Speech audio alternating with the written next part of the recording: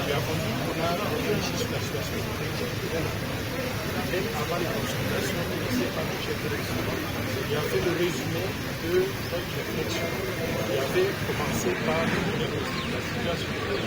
Il a dit sans embâche que la situation économique et sociale est catastrophique. Nous sommes dans un pays qui, malgré l'abondance des ressources naturelles, malgré le fait que nous avons une grande population prête à pouvoir travailler, nous sommes aujourd'hui classés comme étant le pays le plus pauvre du monde, avec une population qui vit sur 90% de la population vivant sur moins de 1,25 par an.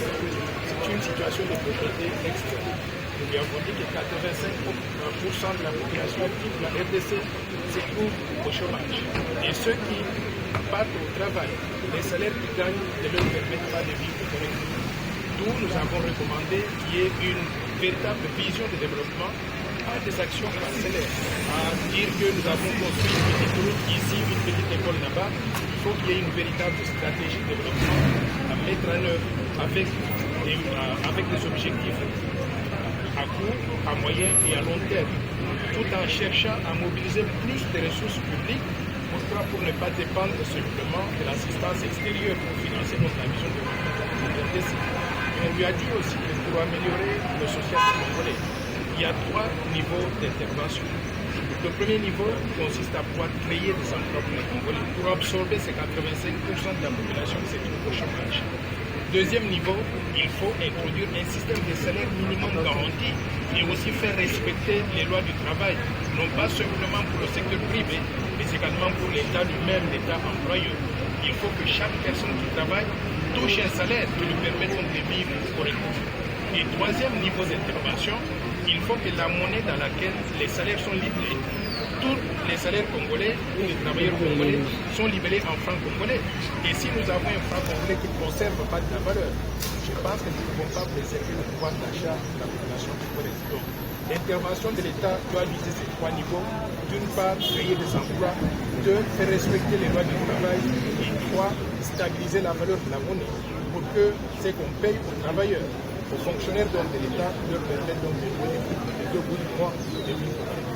Pour le compte de la jeunesse citoyenne, nous avons interpellé le Premier ministre par son excellence pour nous a accordé le temps qu'il nous fallait pour lui donner notre point de vue, non seulement sur la situation actuelle du pays, économique, plan social, plan sécuritaire, mais pour lui donner aussi notre décision dans le cadre, dans la perspective de la formation prochaine.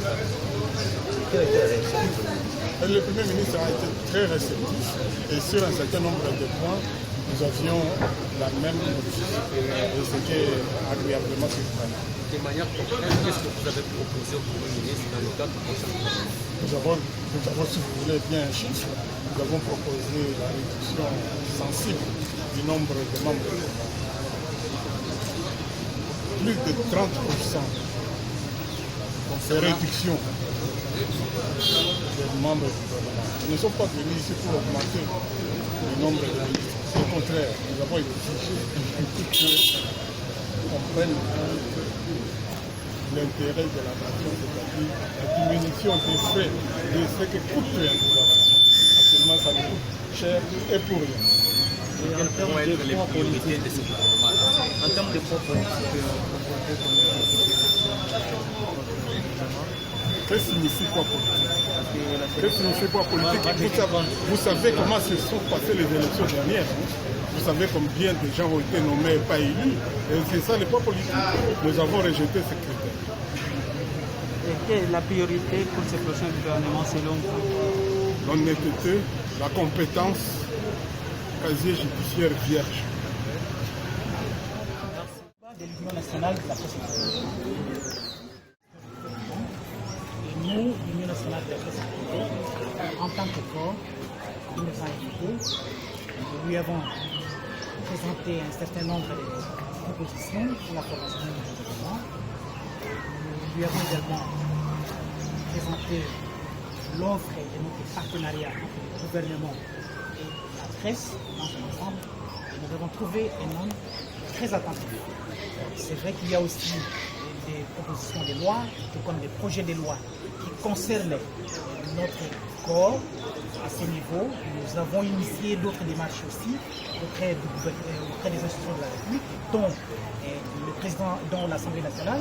Donc, on va entamer la même démarche au-delà des consultations que le Premier ministre a initiées. Nous irons voir les présidents de l'Assemblée nationale pour discuter des lois qui sont en souffrance au niveau du Parlement.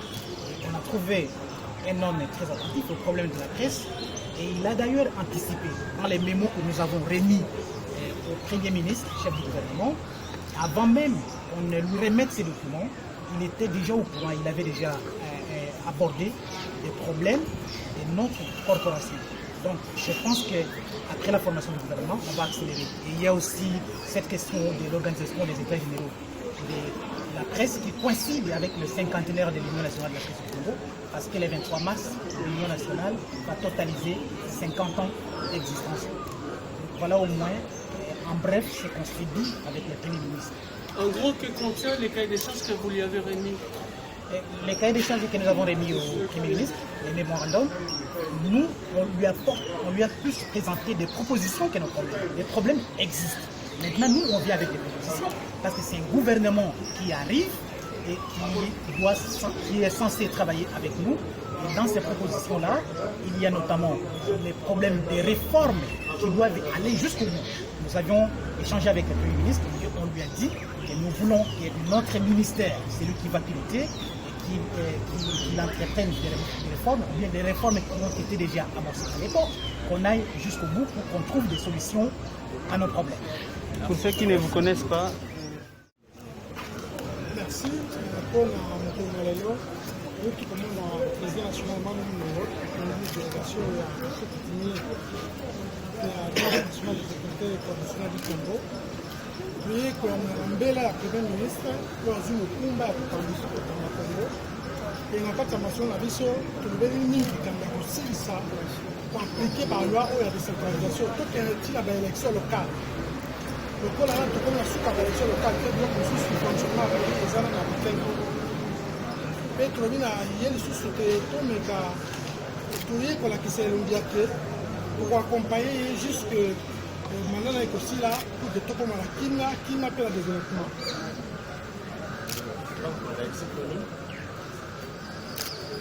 Tout est vraiment prêt à collaborer avec la marché coutumier. Tout est prêt à collaborer avec la Toripe, à Zumokano, ceux qui ont s'installé à cause de la Bongo, le Premier ministre a bureau million était, mais le Premier ministre a Tambo la Mboka, pour Tambo la Ndege Nitogola, au Bikela, pour Théa, mais à Koutia, Maboko, c'est pour ça le programme sera besoin de la population. Très positif et il est prêt à collaborer. Merci beaucoup.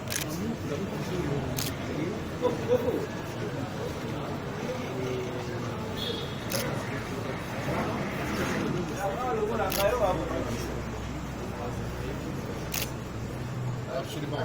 Depuis Sun City que nous contribuons à la paix et au développement, nous martelons pour que la décentralisation soit effective et que nous allons jusqu'aux élections locales parce qu'elle est inachevée.